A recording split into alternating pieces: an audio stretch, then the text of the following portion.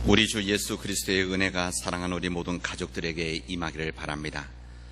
지난 주에 이어서 코로나19로 인해서 주님 몸된 교회에서 예배 드리지 못하고 다시 가정 예배를 드립니다. 우리 사랑하는 믿음의 우리 가족들과 함께 예배 드리지 못하는 것이 참으로 아쉽지만 주님의 몸된 또 하나의 교회인 가정에서 우리 가족들과 함께 은혜의 예배를 드릴 수 있기를 주님의 이름으로 축원합니다. 오늘은 우리 교회 115주년 창립 기념 주일입니다. 우리 교회 생일날입니다. 1905년 하나님께서는 우리 민족을 불쌍히 여기시고 또 우리 남원 지역에 뜻이 있으셔서 주님의 종들을 이 굴에 보내주시고 이 주의 종들을 통해서 이 땅에 복음을 전하는 복음의 씨앗을 뿌리는 역사를 시작하게 하십니다. 그리고 그 복음의 씨앗이 우리 땅에 뿌려져서 우리 남원 땅에 잘 자라나게 되어져서 교회가 되어졌고, 이 교회, 다시 말하면 우리 남원읍교회와 우리 남원 제일교회 이 전통과 역사를 가지고 이 땅에 하나님의 역사를 우리가 감당해 왔습니다. 이 모든 일들이 하나님의 은혜입니다. 우리 신앙의 선배들은 주님의 몸된 교회를 힘든 가운데 세웠습니다. 정말 이 맨 땅에, 이 불무의 땅에, 이 척박한 땅에 주님의 복음이 뿌려져서 그리고 이곳에 교회를 세웠습니다. 일제 강점기 때 어려움이 있었지만은 우리 신앙의 선배들은 그 힘든 가운데서도 예배를 지켰고, 뿐만 아니라 민족을 사랑하는 자들이 우리 교회무에서 집회를 통해서 우리 민족을 지키는 일들을 감당을 해왔습니다. 해방 후에는 한국교회, 한국전쟁의 힘든 여러 가지 상황 속에서도 우리 교회를 지켜서 예배와 기도의 재단이 끊어지지 아니하도록 하는 헌신이 있었습니다. 우리 60년대 어렵고 힘든 그 시기에 그런 경제적인 어려움도 있었고 시대적 혼란이 있었음에도 불구하고 우리 신앙의 선배들은 믿음으로 교회를 지켜왔습니다. 주님의 뜻을 이루고자 하나님의 마음과 또한 하나님의 긍휼하심 속에서 우리 지역에 있는 이 어려운 이웃들을 위해서 우리 교회는 섬기는 일을 시작을 했었고, 이 사회 선교, 이 복지 선교를 우리 교회가 감당을 해왔습니다. 우리 각 시대마다 힘들고 어려움이 있었지만은 그럼에도 불구하고 우리를 지키시고 우리 사랑하시는 주님의 은혜 안에서 지금의 우리가 되어진 것입니다.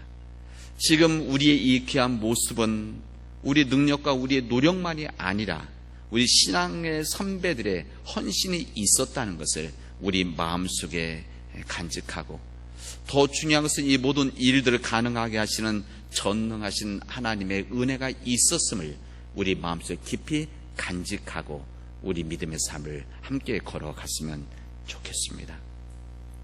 중요한 것은 지금입니다. 그 크신 하나님의 사랑과 은혜를 받은 우리가 지금 여기에서 우리 시대와 우리 상황 속에서 우리 시대에 필요한 사명이 무엇인지, 또한 우리에게 필요한 진정 하나님 원하시는 사역이 무엇인지를 우리가 기도하면서 깨닫고 주님의 음성을 들을 수 있기를 바랍니다. 우리는 주님의 음성과 뜻을 가지고 겸손하게 그리고 묵묵하게 우리에게 맡겨주신 이 땅, 이 남은 땅의 이 구원의 방주로서 우리 교회가 그 일을 감당할 수 있도록 우리 마음을 다해서 정성을 다해서 섬기도록 합시다. 이 모든 일들을 위해서 우리 모든 재직들을 세웠고, 또한 우리 목회자들을 세워서 그 일을 감당하게 하는 하나님의 은혜가 우리에게 주어져 있습니다.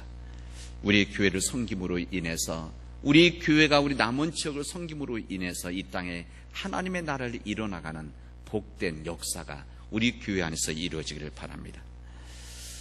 삶이 펼쳐지는 모든 곳에서 우리 삶의 모든 곳, 우리의 가정, 일터, 우리가 있는 모든 곳, 주님을 믿는 모든 사람이 있는 그 모든 곳이 예배의 처소가 될 수 있다고 생각하고, 목회자로서 제가 그렇게 이야기도 하고 그렇게 생각을 해왔는데, 이 교회 함께 모여서 함께 예배드리고 이 찬양하고 기도하고 말씀을 나누고 웃으면서 이야기를 하고 또한 음식도 나누고 또 반갑게 손을 잡아주는 이런 사랑의 교제를 나누는 이 모든 일들이 우리 이전은 그렇게 평범했던 하나의 일들인데 이런 시간을 거치면서 이 모든 일들이 그 평범했던 것들이 정말 소중한 일이었구나, 우리에겐 정말 귀한 일이었구나라는 것을 새롭게 깨닫게 되어집니다. 그래서 우리 사랑하는 교인들이 그립습니다. 아마 여러분들도 아마 그런 마음이리라 생각이 되어집니다. 이번 주에 하나님께서 우리 민족의 병을 치유해 주시는 이런 일들이 잘 진행이 되어져서 우리 다음 주일에는 또 가능한 빠른 시일 내에 우리 함께 예배 드릴 수 있는 하나님의 은혜가 있기를 우리 함께 기도하도록 합시다. 우리는 오늘 하나님 말씀에서 베드로와 요한이 성전에 기도하러 갔다가 성전 앞에서 만났던 한 사람에 대한 이야기를 우리가 오늘 말씀을 듣습니다. 그 성전 문 앞에 있었던 사람, 그는 나면서부터 걷지 못했던 사람입니다. 그는 매일 성전 문 앞에서 예배 드리러 가는 사람들에게 구걸하는 사람이었습니다. 다른 데 있는 사람들보다는 성전에 들어가는, 다시 말해서 예배 드리러 가는 사람들은 다른 사람들보다도 더 자비의 마음이 더 강할 것 같다고 하는 이 생각 속에서 그는 항상 다른 사람의 도움을 받아 그 자리를 잡고 그곳에서 영혼 없이 그냥 구걸하는 한 사람이었습니다. 그런 삶이었기 때문에 그는 희망도 없었고 삶에 대한 열정도 없었고 내일에 대한 기대도 없었습니다. 성전에서 가장 가까이 있는데, 성전에서 가장 가까이 있음에도 불구하고 성전 안에 들어가지 않는, 성전에 들어서 예배드리는 사람이 가장 가까이 있음에도 불구하고 성전에 못 들어가는 그런 한 사람, 이 사람을 베드로가 만난 겁니다. 베드로는 그날 거룩한 감동이 그에게 있었습니다. 그가 이 나면서부터 걷지 못하게 된 이 사람은 이 성전 문 앞에 있었기 때문에 베드로가 그날 처음 본 것은 아니었을 것입니다. 그러나 그날 베드로는 속에서 뜨거운 감동이 있었습니다. 뜨거운 감동이 있었고 그 걷지 못하는 그 사람에게 자신들을 바라보라라고 하는, 똑바로 바라보라라고 하는 그런 이야기를 한 후에 이런 선포를 하게 되어집니다. 음과 그는 내게 없거니와 내게 있는 이것을 내게 주노니 나사렛 예수 그리스도의 이름으로 일어나서 걸으라 라고 하는 선포를 하게 되어집니다. 이때 베드로가 그의 오른손을 잡아 일으켰을 때에 발과 발목이 힘을 얻고 일어났다고 했고, 일어나서 걷고 뛰었다 이렇게 되어 있고, 걷고 일어나서 걷고 뛰어서 그리고 성전 안으로 들어갔다라고 성경은 우리에게 증언하고 있습니다. 바로 태어나면서부터 걷지 못했던 이 사람에게 놀라운 일들, 놀라운 변화가 그에게 있었고 그대에 있었고, 그를 일으켜 세웠던 이 제자 베드로에게 놀라운 변화 역사가 있다는 것을 우리에게 알려주고 있습니다. 이 베드로, 이 얼마 전까지만 해도 베드로는 그 걷지 못하는 사람을 볼 때 불쌍한 마음 그렇게 크게 들지 않았을 것입니다. 그리고 그의 손을 잡아 일으켜, 아예 손 잡는 것조차, 그리고 그 손을 잡아 일으키는 이런 생각조차 하지 못했던 그냥 보통의 사람이었습니다. 그는 보통의 사람 이전에 그 예수님의 고난 속에 있었을 때 예수님을 배반했던 의롭지 못한 사람이었고 비겁한 사람이었습니다. 이 베드로는 예수께서 겟세마네 동산에서 기도하시다가 이 대제사장이 보낸 사람들 그리고 이 군인들에 의해 붙잡혔을 때 주님을 남겨놓고 다른 제자들과 함께 도망을 갔었습니다. 도망갔던 이 베드로는 마음에 걸려서 예수님 붙잡혀 있는 이 대제사장 집에 가까이 오게 되었습니다. 멀리 예수님 보이는 곳에서 하인들과 불을 쬐고 있었습니다. 불을 쬐고 있는데 그때 한 여종이 나와서 이 얘기를 합니다. 갈릴 사람 예수와 함께 있었던 사람 아닙니까? 질문합니다. 이때 베드로는 단호히 거부를 하고 부인을 했습니다. 근데 조금 이따 또 다른 여종이 나와서 예수님과 함께 있었던 사람이지 않느냐고 이야기했었을 때 이 베드로는 맹세하면서 그를 알지 못한다고 했습니다. 한 번 더 이 베드로가 말하는 것을 듣고 그 종이 질문했을 때 그는 예수님을 강하게 부인을 하게 되어집니다. 세 번째 부인하게 되어졌을 때 달기 울었다라고 성경은 우리가 알려주고 있습니다. 이 불을 쬐고 있었던 이 베드로의 마음도 착잡했었을 것입니다. 저는 그런 생각을 해봅니다. 2년 3년 동안 예수님을 따라다니면서 예수님에 대한 희망을 가지고 있었던, 그냥 무력하게 붙잡혀서 어떻게 될지 모르는 이 상황 속에서 아마 자신의 상황과 제자들의 상황, 그리고 예수님의 상황을 생각하면서 아마 착잡한 마음을 가지고 있었을 것입니다. 이런 상황 가운데서 예수님을 부인하는 일은 심히 힘든 일이었을 것입니다. 그리고 그때 닭이 울었다 그랬습니다. 아마 이 베드로는 이 닭이 우는 이 소리, 아마 이 자체가 그에게는 마음속에 남아있는 병, 요즘은 트라우마로 남아서 아마 이 닭소리가 울릴 때마다 이 베드로는 심한 고통을 느꼈을 것입니다. 그런 비겁하고 나약했던 예수님의 제자 베드로, 그런 목숨을 내놓고 주님을 따르겠다고 약속했던 제자였었습니다. 그리고 주님은 살아계신 하나님의 아들이요 예수 그리스도시다, 하나님의 아들이고 그리스도시다라고 고백했던 수제자 베드로였던 것입니다. 그러나 결정적인 순간에 예수님을 배신하게 되어집니다. 그리고 부인하게 되어집니다. 그리고 밖에 나가서 주님 말씀이 생각이 나서 심히 통곡했다, 우리에게 말씀해 줍니다. 주님 말씀이 이렇게 됩니다. 주님 말씀이 생각이 나서 통곡했다. 이 통곡했다는 것은 회개의 시작입니다. 이 회개했던 이 베드로, 마음속 깊은 곳에서 죄의식 속에서 회개했었던 이 베드로는 다른 제자들과 더불어서 다락방에 모여 있었습니다. 그리고 다락방에 모여 있었던 이 제자들에게 약속하셨던 대로 예수님은, 부활하신 그 우리 주님은 그들을 내게 와주셨고 그들을 만나주셨고 주님의 약속을 확인시켜 주십니다. 그리고 이 부활 승천하신 예수님 이후에 다락방에 모였던 이 주님의 제자들이 성령 체험을 하게 되어집니다. 이 성령 체험을 한 후에 이 제자들은 비겁하고 담대하지 못했던, 또한 두려워서 도망가고 숨어있던 이 제자들이 이제 그때 주님의 담대한 증인으로 변화가 되어집니다. 그 이후에 베드로는 담대한 증인으로 세상을 변화시키는 삶을 살게 되어집니다.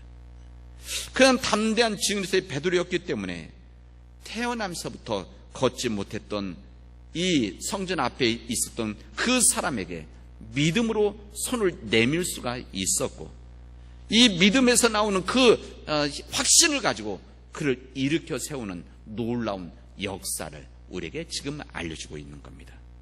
아마 믿음에서 나오는 확신이 없었다면 베드로는 손을 내밀 수가 없었을 것입니다. 이 베드로와 비슷하게 예수님을 배반해서 은 30에 팔아 넘겼던 이 가룟 유다는 예수님을 넘겨드린 후에 심히 마음 아픔이 있었을 것입니다.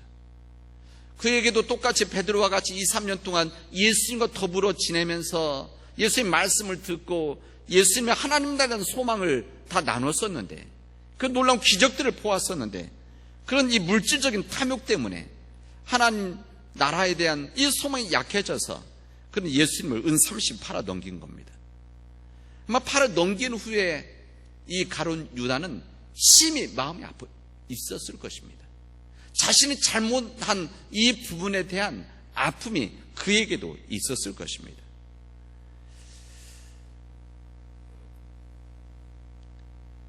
그러나 그는 거기까지 했었습니다. 그는 마음 아픔이, 이 잘못한 마음 아픔까지는 있었는데, 깨닫기는 했었는데 거기에서 끝났습니다. 이 회개에서 뉘우치는 회는 있었지만 변화되고 고치는 개는 없었던 겁니다. 이것이 이 비슷한 배반하고 잘못을 했지만 비참한 삶으로 마쳤던 이 가룟 유다의 믿음과 이 담대한 믿음의 삶을 살았던 이 베드로의 차이라고 할 수가 있습니다. 예수님에게 배반한 베드로가 있었다면, 또 예수님 배반했던 이 가룟 유다가 있었다면, 하나님 앞에 배반한 또 한 사람이 있었습니다. 그는 다윗 왕입니다.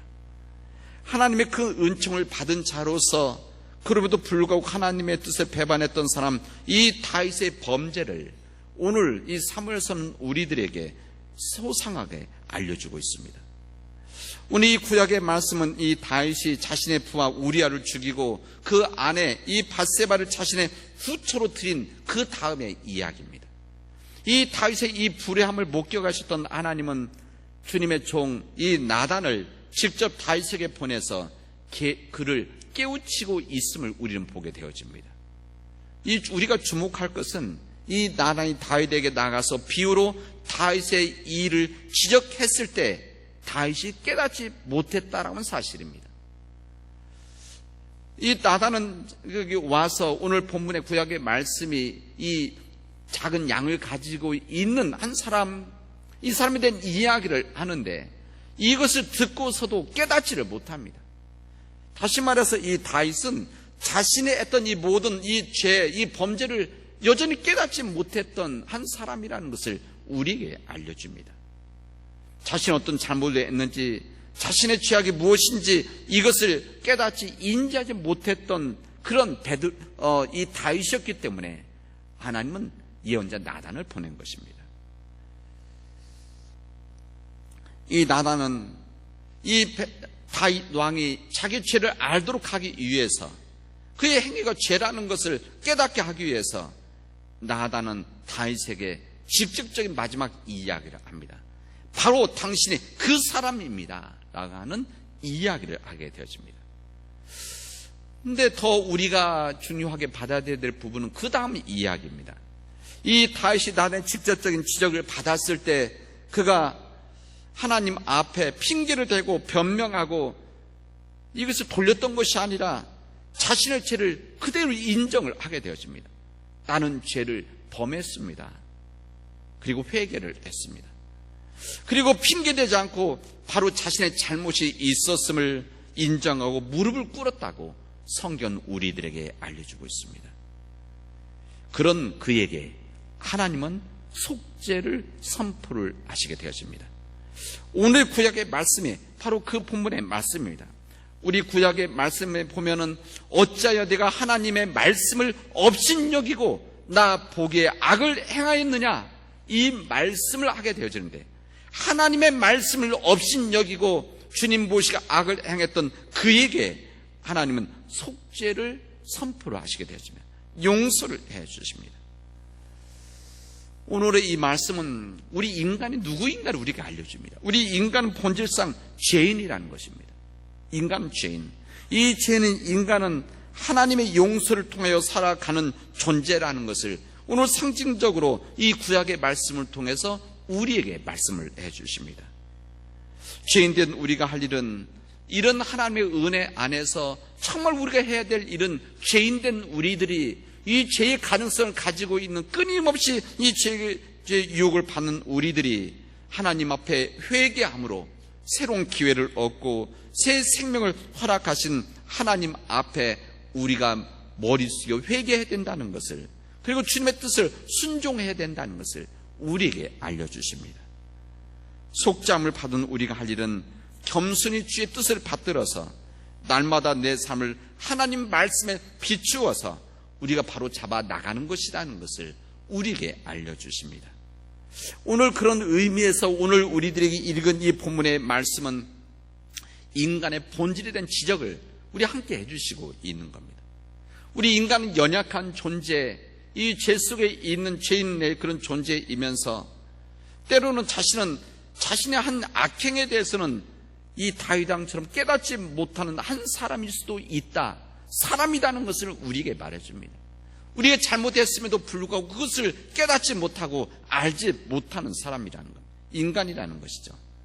그러면서도 다른 사람들에 대해서는 아주 엄격한 잣대를 적용해서 정죄하는데 앞장선 존재라는 것을, 그렇게 사람이 인간이라는 것을 오늘 다윗 왕을 통해서 우리에게 알려줍니다.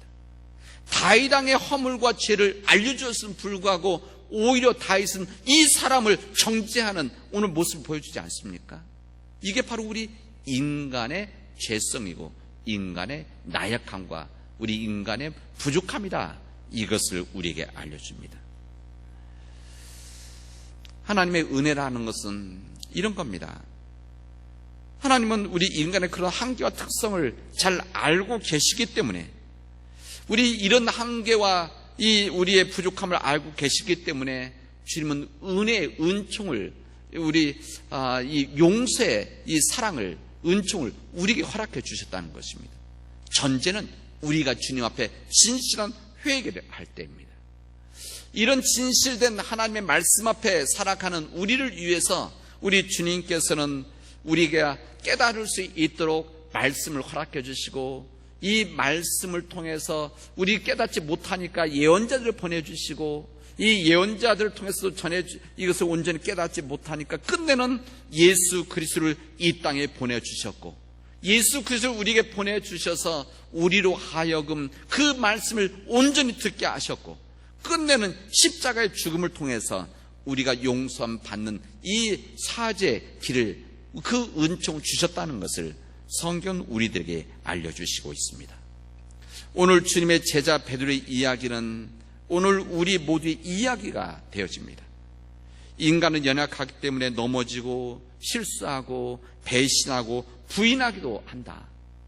그러나 이런 연약한 인생의 길이 결국 가룟 유다의 길로 갈 것인가, 아니면 베드로의 길로 갈 것인가는 우리의 선택과 우리의 결단이라는 것입니다. 비록 말씀을 어기고 악을 행하였으나 베드로와 다윗처럼 회개하고 하나님께 돌아오면 새롭게 되어지는, 새로워지는 인생이 된다는 것을 우리에게 알려주시고, 이 길을 선택할 때만이 우리가 이 땅에서 복된 삶을 살아갈 수 있다는 것을 우리에게 말씀하십니다. 우리 하나님은 회개하는 자를 축복하십니다. 이 세상의 그 어떤 것도 예수 그리스도 안에 있는 그 하나님의 사랑은 절대 끊을 수 없다고 사도 바울을 통해서 하나님 말씀하십니다.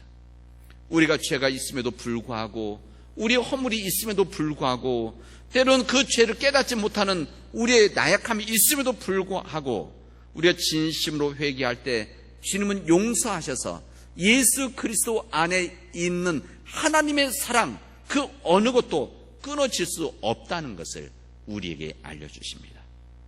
이 하나님의 은혜가 이 사순절기를 보내면서 주님을 묵상하는 우리 사랑하는 모든 교우들에게 우리 한국교회에 임하기를 주님의 이름으로 축원하겠습니다. 기도합시다. 은혜가 풍성하신 하나님 감사합니다. 오늘 저희들에게 주님의 귀한 말씀을 주셨는데, 이 귀한 말씀이 우리에게 도전이 되어져서 가룟 유다의 길을 걸어갈 것인가, 아니면 회개하고 하나님의 은혜 안에서 새로운 길을 걸어가는 베드로의 길을 걸어갈 것인가를 우리가 선택하는 믿음을 우리에게 허락하여 주시옵소서. 이 모든 말씀을 예수 그리스도의 이름으로 기도합니다.